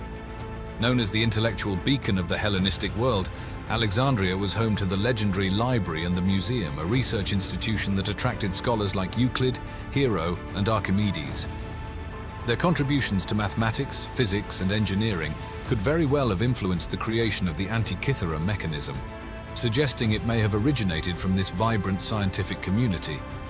In fact, some scholars posit that the principles behind the mechanism could have been inspired by Archimedes himself, although he lived earlier than the device's estimated creation date. The discovery of the Antikythera mechanism in a shipwreck hints at the extensive trade networks and cultural exchanges of the time, linking Alexandria with other Greek locales, including Antikythera. Such connections likely facilitated the spread of technological and scientific knowledge across the Mediterranean. The legacy of the Antikythera mechanism extends far beyond its historical and archaeological significance. It stands as a testament to the technological achievements of the ancient Greeks, challenging our perceptions of ancient technology and highlighting their sophisticated understanding of mechanical devices. Modern scientists and engineers have drawn inspiration from this ancient marvel, leading to new discoveries about ancient science and technology, and even the development of replicas using ancient techniques. Ongoing research, employing advanced imaging techniques, continues to unveil the secrets of the Antikythera mechanism, offering insights not just into the device itself, but also into the scientific and cultural milieu of the Hellenistic period. Through the lens of this remarkable artifact, we gain a deeper appreciation for the ingenuity of the ancient world, particularly the pivotal role played by Alexandria in fostering a legacy of innovation and knowledge that continues to inspire to this day. Underwater archaeological discoveries in Egypt have unveiled some of the most remarkable insights into ancient civilizations, particularly those related to the rich history of the Nile Delta, the coastal areas along the Mediterranean Sea, and various submerged sites. These findings not only provide a glimpse into the advanced engineering, trade, and practices of ancient Egyptians, but also shed light on their interactions with neighboring civilizations. Nestled at the mouth of the Nile River, in the protective embrace of Abu Qir Bay, lies the ancient city of Heracleion, also known to the Egyptians as Tanis. Its strategic location served as a critical junction, bridging Egypt with the vast Mediterranean and catapulting Heracleion into prominence as a bustling port city. This prime spot was not just about trade, it facilitated cultural exchanges that enriched ancient civilizations, making Heracleion a bustling hub of activity and a beacon of prosperity and innovation. The tale of Heracleion's discovery reads like a chapter from a mystery novel. Led by the French underwater archaeologist Franck Goddio in 2000, a team embarked on an archaeological odyssey, employing sonar mapping and advanced diving technologies to pierce the depths of the Mediterranean. Before this groundbreaking discovery, Heracleion was shrouded in myth, known only through cryptic mentions in ancient texts by historians like Herodotus and Strabo. Their writings painted a picture of a city that had vanished beneath the waves, adding layers of intrigue and speculation about its fate. Diving into the depths, Goddio and his team uncovered wonders that surpassed all expectations. They found more than 64 ancient ships entombed in the bay's protective clay and sand, alongside grand statues of gods and goddesses towering up to 5 meters high. These were not mere relics. They were storytellers whispering tales of economic vibrancy and intricate trade networks, with gold coins and bronze weights speaking volumes about the city's former glory. But Heracleion was more than a commercial center. It was a spiritual heartland. The discovery of giant statues of Hapi, the god of the Nile's floods, alongside the remnants of stone temples, underscored the city's religious significance. It was here that the annual Mysteries of Osiris processions likely commenced, weaving through the city in a vibrant display of faith and devotion, linking Heracleion to the divine. The city's layout, with its network of canals and basins, evoked comparisons to Venice's famed waterways. This sophisticated urban planning facilitated not just local trade, but played a pivotal role in international commerce, laying the foundations for Heracleion's prosperity. Amidst these discoveries, a compelling theory emerged about the city's sudden demise. Some scholars suggest that a catastrophic blend of geological subsidence and a tsunami, perhaps triggered by an earthquake, engulfed Heracleion in a tragic overnight fate. Sediment analysis supporting this rapid submersion theory presents a city frozen in time, a Pompeii beneath the waves. The story of Heracleion often conjures images of the legendary Atlantis, a city that, according to Plato, disappeared into the ocean in a day and night of misfortune. While Atlantis remains a tale, Heracleion stands as a tangible witness to the existence of advanced ancient cities that faced similar fates. As we dive deeper into the annals of history, the waters around Abu Qir Bay, just off the coast of Alexandria, whisper tales of valor and conflict from one of the 18th century's most decisive naval confrontations. This strategic maritime corridor, a bridge between the Mediterranean and the ancient lands of Egypt, has witnessed an array of military and trade activities, but none as renowned as the Battle of the Nile. Here, Beneath the waves lies a submerged chronicle of naval warfare that marked a turning point at the dawn of the 19th century. The exploration and recovery efforts in the depths of Abu Qir Bay are nothing short of a technological odyssey. Armed with side-scan sonar, magnetometers, and robotic submersibles, modern-day archaeologists have meticulously mapped the ocean floor. Their goal? To unearth the remnants of a sunken fleet that serves as a time capsule of a bygone era of naval combat. What they found was not just the skeletal remains of warships, but a collection of personal items, shoes, buttons, grooming tools that paint a vivid picture of the sailors who once manned these vessels. These artifacts, along with cannons and musket balls, narrate the fierce battle and the state of naval armament at the time. The significance of these findings cannot be overstated. They illuminate the strategic and tactical brilliance of Admiral Horatio Nelson, whose leadership and innovative tactics led the British fleet to a decisive victory over the French. The underwater positioning of the ships reveals the cunning of Nelson's maneuvers, securing British naval dominance in a battle that would echo through history. Delving into the historical narrative, some historians put forth an intriguing theory. They suggest that the unique environmental conditions of Abu Qir Bay, its tidal and wind patterns, played a pivotal role in the battle's outcome. This theory posits that the British fleet under Nelson's command leveraged these conditions for a surprise attack, catching the French fleet in a seemingly secure position, but ultimately vulnerable. The story of the Battle of the Nile often draws parallels with the defeat of the Spanish Armada in 1588.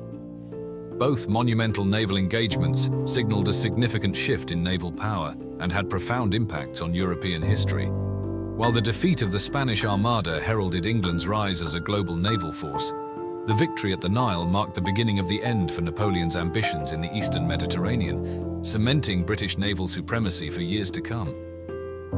Beyond the tactical and strategic significance, the artifacts and shipwrecks resting in the depths of Abu Qir Bay stand as solemn monuments. Venturing from the submerged narratives of naval warfare into the realm of architectural wonders, the story of the Lighthouse of Alexandria, or Pharos, beckons with its tales of engineering mastery and historical intrigue. Standing as a beacon of ancient innovation, the Pharos was not just any lighthouse.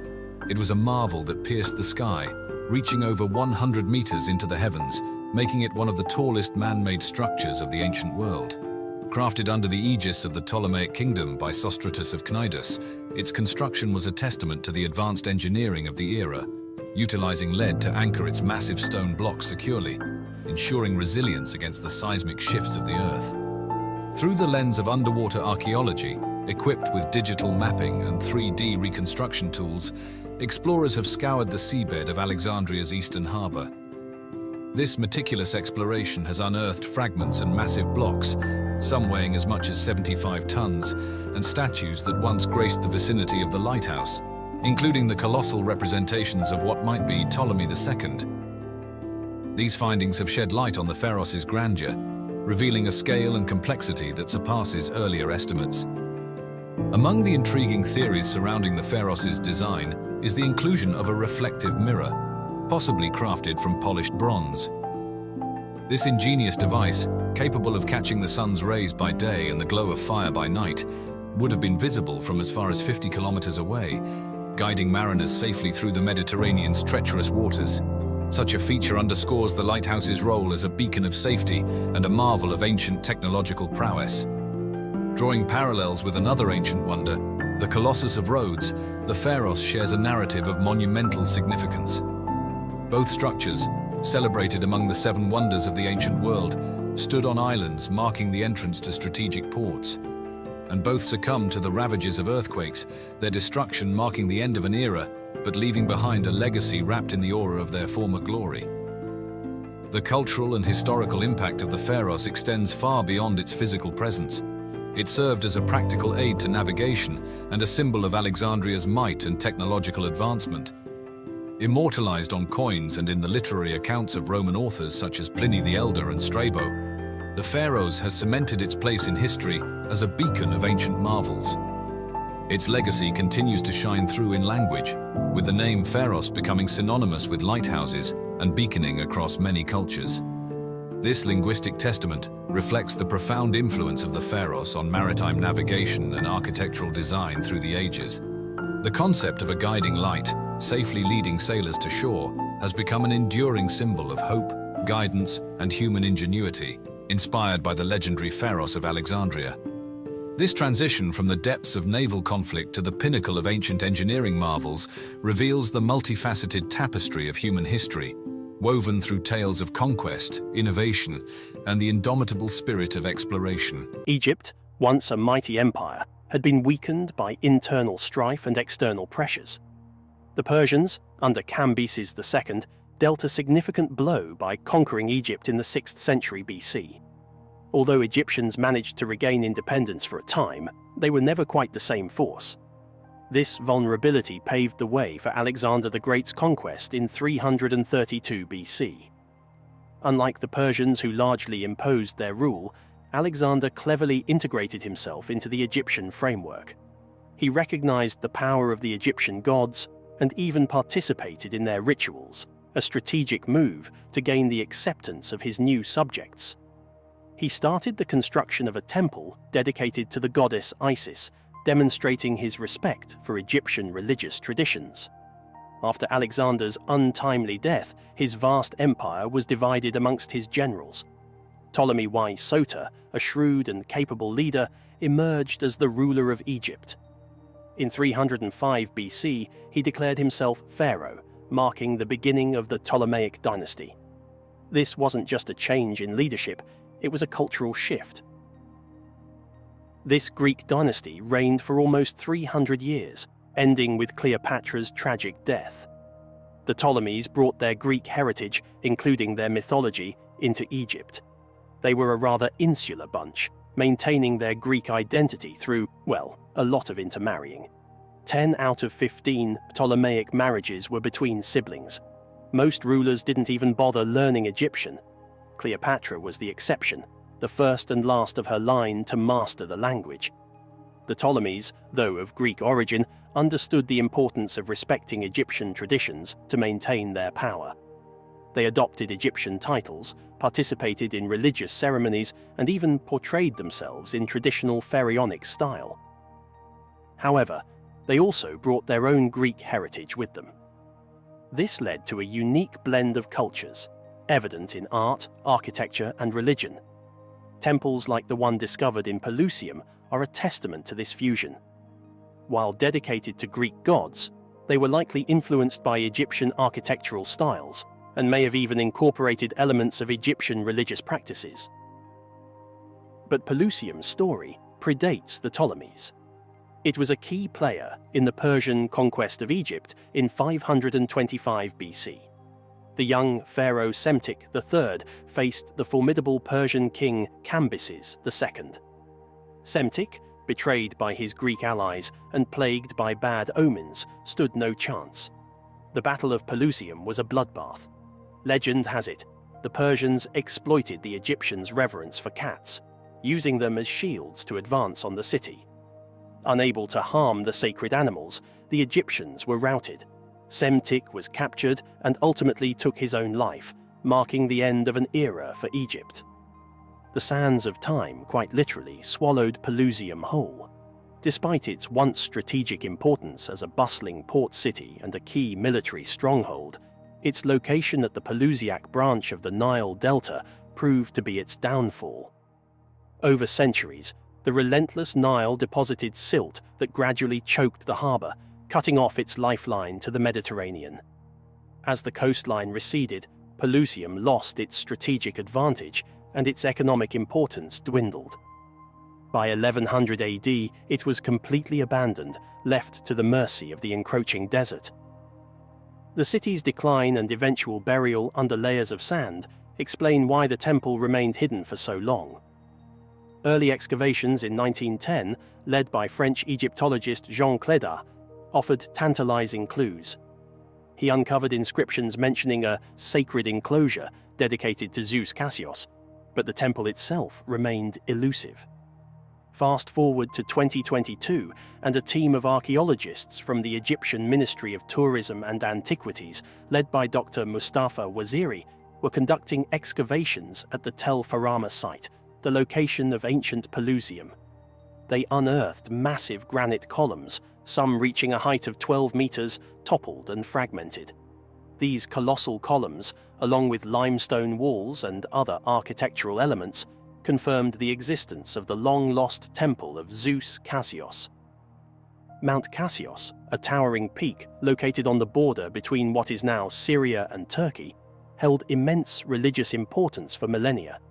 It was revered as a sacred space by various cultures, including the Canaanites, Phoenicians, and Greeks. For the Greeks, Mount Cassios was inextricably linked to Zeus. The epithet Cassios likely derives from the mountain itself, suggesting a fusion of the Greek god Zeus with a local deity worshipped on Mount Cassios. This blending of divine figures reflects the cultural exchange and syncretism that characterized the ancient world, particularly in regions like Palusium, where different civilizations converged. Mount Cassios was steeped in mythology. According to Greek legend, it was the site of a titanic battle between Zeus and the fearsome monster Typhon. Typhon, a monstrous serpent with 100 fire-breathing heads, challenged Zeus for control of the cosmos. The epic clash between these powerful forces shook the very foundations of the earth. Ultimately, Zeus emerged victorious, casting Typhon into the depths of Tartarus, a deep abyss in the underworld. Mount Cassios wasn't always associated with Zeus. Long before the Greeks arrived, it was known as Mount Zaphon, a sacred site for the Canaanites who worshipped Baal, the formidable storm god. Like Zeus Cassios, Baal was intrinsically linked to the mountain, embodying the forces of nature, storms, rain, and the fertility they brought. This connection to Baal adds another dimension to the temple's story. It suggests that the site held religious significance long before the Greeks arrived, highlighting the continuity and evolution of religious beliefs in this region. The influence of Baal extended even to the Egyptian pantheon.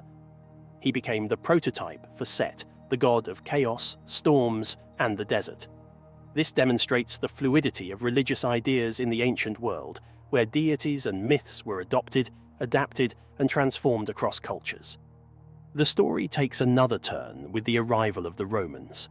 Emperor Hadrian, known for his passion for Greek culture and his extensive travels throughout the Roman Empire, took a particular interest in the temple of Zeus Cassios. Inscriptions found within the ruins indicate that he undertook renovations, likely restoring and embellishing the structure, showcasing the enduring appeal of this sacred site across different empires and eras. The Temple of Zeus Cassios at Palusium truly embodies the cultural melting pot that characterized the ancient Mediterranean world. It reflects the convergence of Canaanite, Greek, Egyptian, and Roman influences, highlighting the exchange of ideas, beliefs, and artistic traditions that shaped this region. This archaeological discovery provides a tangible link to this rich and layered past, reminding us of the interconnectedness of ancient civilizations